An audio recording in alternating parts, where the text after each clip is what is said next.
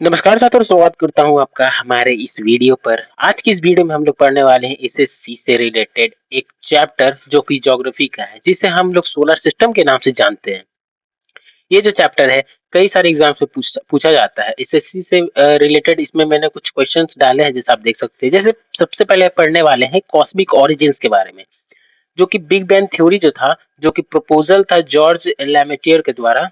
Estimate as of universe बताते हैं 13.8 billion years. मतलब ये जो बिग बैंग जो थ्योरी है, मतलब जब धरती बना था उसके पहले हुआ था। मतलब ये एक सबसे पहला बोले तो डिस्ट्रक्शन हुआ था एक बड़े से बोले तो क्या बोलते हैं उसे, ग्रह का। की यूनिट्स लाइट ईयर, जैसे कि हम ये पढ़ सकते हैं, distance travel by light in 1 year 9.46 into 10 to the power 12 kilometres. Astronomical unit is the mean distance between earth and sun. प्रकाश वर्ष के बारे में बात कर रहे हैं। प्रकाश वर्ष जो है उस द्वारा एक साल में तय दूरी 9.46 into 10 to the power 12 kilometres खगोलीय इकाई पृथ्वी और सूर्य के बीच की औसत दूरी है। कोर कॉस्मिक थ्योरीज के बारे में पढ़ते हैं, चलिए। Heliocentric theory.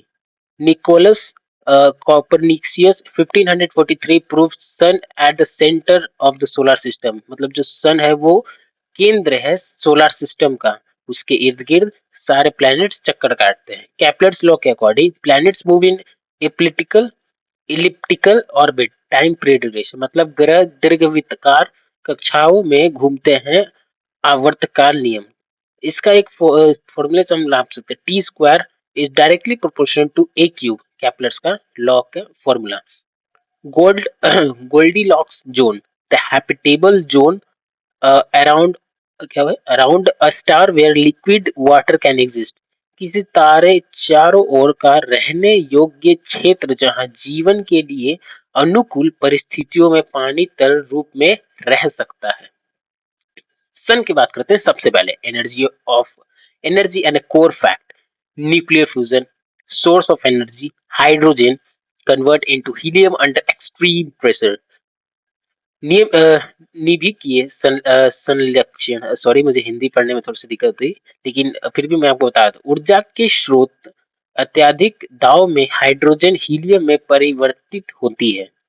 टेम्परेचर की बात की जाए तो कोर टेम्परेचर जो है सन का, वो अप्रॉक्स है 15 million degree Celsius versus the surface temperature photosphere, वो है 6000 केल्विन। सनलाइट जो है वो 8 मिनट 20 सेकेंड्स लेता है धरती पर रीच करने के लिए, लगभग 500 सेकेंड। आते हैं इनर वर्सेस आउटर प्लैनेट पे। तो इनर प्लैनेट जो है वो उसे हम लोग टेरेस्ट्रियल प्लैनेट्स भी बोलते हैं, जैसे Mercury, Venus, Earth, Mars made of rocks, highly density, no और फ्यू नेचुरल सैटेलाइट्स। मतलब सिंपल भाषा में जो बोला जाए तो इनर जो लेयर है उसको हम टेरेस्ट्रियल प्लैनेट्स भी बोलते हैं, क्योंकि वो जो होता है उस पे रॉक्स से बने होते हैं, हाईली डेंस होते हैं। किसी के सैटेलाइट्स मतलब किसी के मून्स होते हैं, किसी के कुछ होते हैं या किसी के नहीं भी होते हैं। आउटर की बात की जाए तो उससे जोवियन प्लैनेट्स बोलते हैं, जैसे जुपिटर, सैटर्न, यूरेनस, नेपच्यून। ये सब गैसियस हो सकते हैं, गैसियस होते भी हैं, वर्ल्ड्स लो डेंसिटी वाले भी होते हैं। पोसेस कॉम्प्लेक्स रिंग सिस्टम, मतलब कि उसके रिंग्स भी होते हैं, उसके रिंग्स किसी के दिखते हैं किसी के नहीं भी दिखते हैं। अब बात करने वाले हैं एस्ट्रॉइड बेल्ट बाउंड्री के बारे में। Divides inner outer planet group located specifically between Mars and Jupiter. ये है क्षुद्र ग्रह जिसे बेल्ट दोनों समूहों को विभाजित करता है। ये एस्ट्रॉइड बेल्ट होता है जो कि इनर और आउटर प्लैनेट्स को बीच में डिवाइड करता है, सिंपल भाषा में। ये बात की जाए इसकी कि ये कहाँ से स्टार्ट होता है, और ये प्लैनेट जो इनर का जो होता है प्लैनेट, वो किस प्लैनेट के बाद होता है, आउटर से कहाँ से स्टार्ट होता है। तो सिंपल भाषा में ये जो है मार्स से स्टार्ट होता है, जुपिटर पे खत्म, मतलब मार्स और जुपिटर के बीच में होता है। आते हैं retrograde rotation and twin planets के बारे में। Clockwise rotation, Venus and Uranus rotate from east to west. मतलब ये ईस्ट से वेस्ट की ओर रोटेट करते हैं, unlike planets rotating west to east. Okay. Venus, the hottest planet, extreme greenhouse effect due to 97% of CO2 मतलब carbon, surface temperature is approx 462 degree Celsius, called earth twin. Morning and evening star, ये मतलब धरती से दिखता भी है morning में और शाम के समय। Earth escape versus velocity and orbit. Escape velocity जो अर्थ का है वो 11.2 किलोमीटर पर सेकेंड का है। यस, यह ध्यान दीजिएगा, 2 किलोमीटर पर सेकेंड, ना कि मिनट। मतलब हर सेकेंड में आपको 11.2 किलोमीटर स्पीड चाहिए तो आप धरती से बाहर निकल सकते हैं। Perihelion, Earth closer to the sun 147 million kilometre approx on January 3rd, मतलब जो जनवरी 3rd को पृथ्वी सूर्य के सबसे निकट होती है। एफेलियन मतलब जो farthest position of earth from the sun, ये तकरीबन 152 मिलियन किलोमीटर होता है, ये कि 4 जून जुलाई को होता है। एक्सियल टिल्ट मतलब जो धरती हमारी कितनी टेढ़ी है, ये लगभग, झुकाव की बात की जाए तो 23.5 डिग्री है, causing changing season of seasons on earth. बात करने वाले हैं सेस्मोलॉजी के बारे में। The seismology study moon physically features gravitational force in 1/6 of earth, मतलब चंद्रमा का वैज्ञानिक अध्ययन गुरुत्वाकर्षण बल पृथ्वी का 1/6 भाग है। टाइडल लॉकिंग मतलब moon rotation and revolution are both 27.3 degree, sorry 27.3 days, मतलब रेवोल्यूशन और रोटेशन की बात की जाए तो धरती का चक्कर काटने में 27.3 डेज लगता है। Thus, only 59% of moon is visible from the earth। और हाँ, ये आपको जरूर पता होगा ये बात, शायद नहीं किसी को पता तो बता दूं कि हम लोग सिर्फ 59% ऑफ मून का सरफेस देखते हैं, क्योंकि उसके पीछे का भाग अ, हम लोग नहीं देख सकते धरती से। Sea of tranquillity, flat dark ballistic, एक second, ballistic plan on the moon where Apollo 11 landed, sorry हड़बड़ी। बात करते हैं प्लैनेट्स के बारे में और उसके रोटेशन, रेवोल्यूशन, मूव्स एंड की फैक्ट्स के बारे में, जो कि एसएससी के लिए बहुत ही इंपॉर्टेंट है। मर्क्यूरी, उसका रोटेशन कंप्लीट करने में 58.6 डेज लगता है, 88 डेज रिवोल्यूशन में लगता है, और मूव्स की बात की जाए तो नहीं है। No atmosphere, extreme diurnal temperature range. Venus की बात की जाए तो 243 डेज स्लोएस्ट है, 224 डेज लगता है उसको रिवोल्यूशन के लिए भी, और मून्स नहीं है। Hottest, rotates clockwise east to west. Mars की बात की जाए तो 24 घंटे लगते हैं, 687 डे रिवोल्यूशन में लगते हैं, रोटेशन में जैसे कि 24 घंटे, अप्रोक्स में बात करें तो 25 आवर्स। मून्स की बात की जाए तो दो है, Phobos and Deimos. Olympus Mons, largest volcano in the solar system. Solar system के सबसे लार्जेस्ट वोल्केनो यहीं पे पाए जाते हैं, जिसका नाम है ओलंपस मॉन्स, जो कि है मार्स पे। जुपिटर की बात की जाए तो 9.9 आवर 11.8 ईयर्स लगते हैं उसको, एक ईयर लगते हैं उसको रेवोल्यूशन में, 9.9 आवर लगते हैं रोटेशन में। 95 मून है उसके पास। Ganymede, large moon in solar system, इसके पास भी है गैनमेड, जो कि लार्जेस्ट मून है इन द सोलर सिस्टम।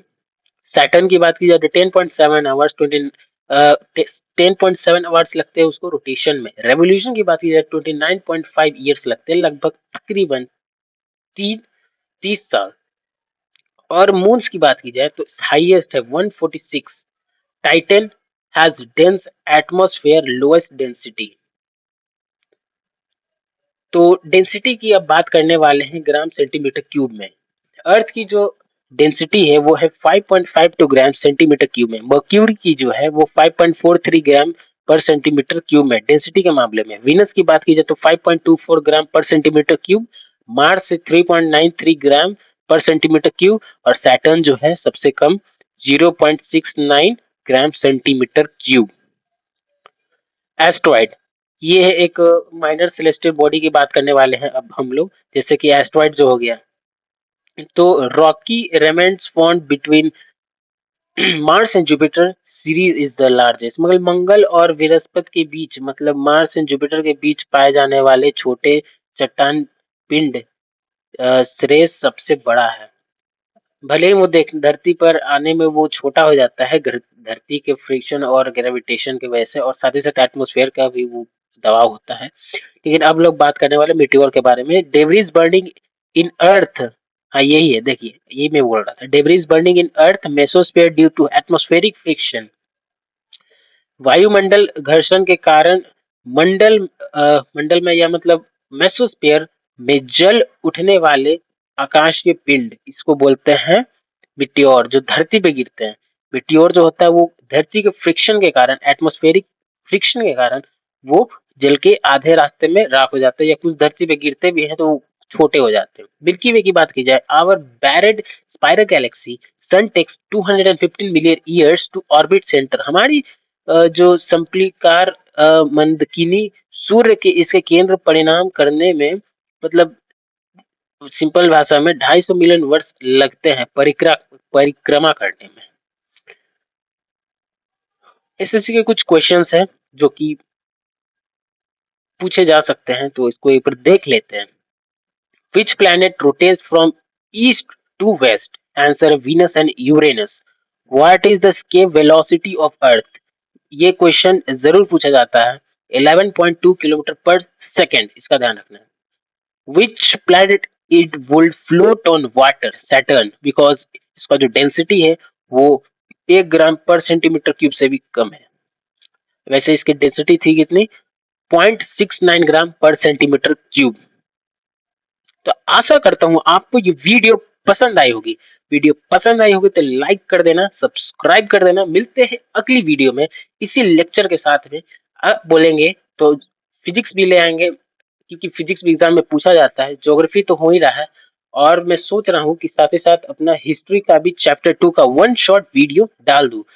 बात यह है कि मैं अकेला हूँ, क्योंकि मेरे एग्जाम चल रहे हैं तो मैं वीडियो नहीं बना पा रहा था, लेकिन अब मैं कोशिश करूंगा कि मैं वीडियो बनाऊं। तो इसलिए चैनल को सब्सक्राइब जरूर से करें। मिलते हैं अगले वीडियो में, तब तक के लिए जय हिंद, जय भारत, नमस्कार, बाय बाय।